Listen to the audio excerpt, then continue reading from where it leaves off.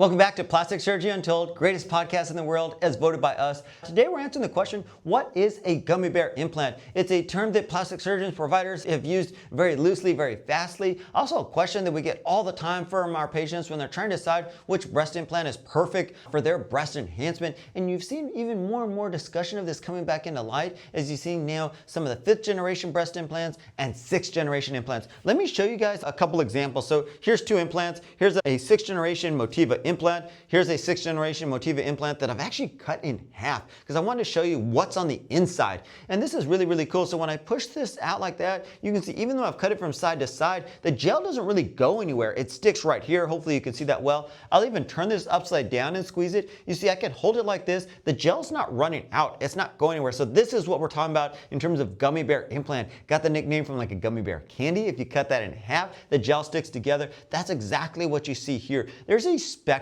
of highly cohesive gel or gummy bear implant. You know, there's not one single criteria that is exactly the same. And you can see that even within manufacturers, between the breast implants, whether it's Motiva, Allergan, Sientra, they have different levels of cohesiveness, and there's pros and cons to both of these. So the more cohesive the gel is, the less likely you are to have rippling, which means the more form stable the implant is. So going to give you a little bit more fullness, a little bit more shape to your breast in terms of things. You also do have to balance that because one of the big innovations with the highly cohesive gel is that you're able to have this form stable or this cohesive gel, but still be extremely soft. And if you look back in history, some of the early generations of breast implants, because they were trying to be so soft, made the silicone gel extremely watery, runny, and so it was very liquid, very soft. But if you got a leak, that gel just went everywhere, didn't stay inside the pocket, didn't stay within the implant shell itself. It also wasn't built as a monoblock technology with the shell itself either.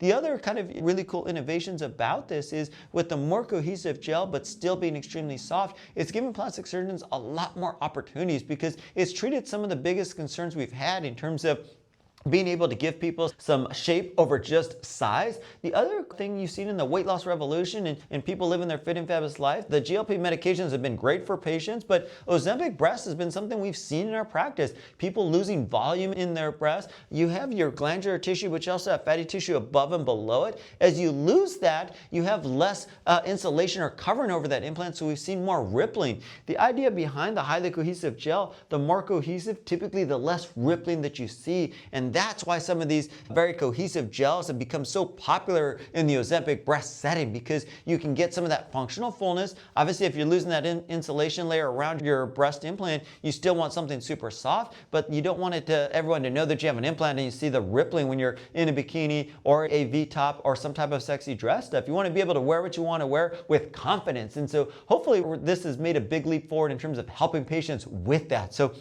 when we're talking about gummy bear implant, want to be super clear, most of the breast implant manufacturers now have some version of a gummy bear implant, i.e. a highly cohesive gel. Most of the implant companies have a spectrum of cohesive gel, and so starting kind of on the lower end, you're going to have a little bit softer implant, a little bit higher risk of rippling. The more cohesive we get, the more form stable, so the less rippling, tiny touch more firmness with that implant, definitely a little bit more shape. So it's going to typically give people a little bit more projection, a little bit more roundness to the breast itself. Every company varies a little bit in terms of that, but most of them have a couple options. This is between you and your plastic surgeon, pros and cons, what's best for you. Usually most people fall into a really good spot. The nice thing about this is they're all great options and have been a huge leap forward, especially if you kind of look at the old day of saline implants and how firm these actually were. You can see what I'm talking about in terms of some of the rippling here.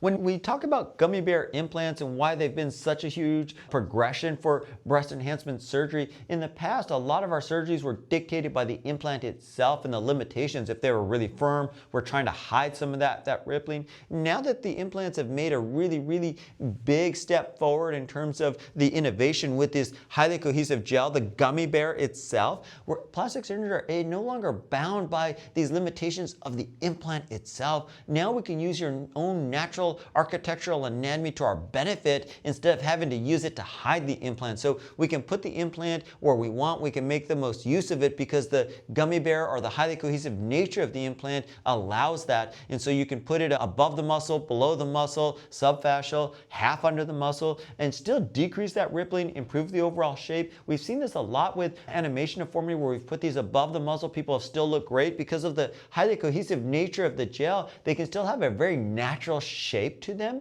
but still be super soft and decrease rippling, which is a really powerful triple threat combination for a patient. So in summary, gummy bear implants are a term used to refer to highly cohesive gel. So you still have the silicone shell that varies from manufacturer to manufacturer, but on the inside, the highly cohesive gel sticks together, meets a few criteria to be able to stick together like this. The benefits of these gummy bear or highly cohesive gel breast implants is that you're going to decrease the chance of rippling. You're going to get a little bit more shape. It's form stable to a degree, though the new progressive gel still flow really nicely, which is the fine balance of sticking together, but also not being overly firm. So hopefully this has been helpful to explain what a gummy bear breast implant actually is. So Plastic Surgery Untold, greatest podcast in the world, as voted by us. Listen to us anywhere you get your podcasts, iHeart, Spotify, Pandora, or if you want to see all these things that I'm explaining, check us out on YouTube. All right, we'll see you guys soon.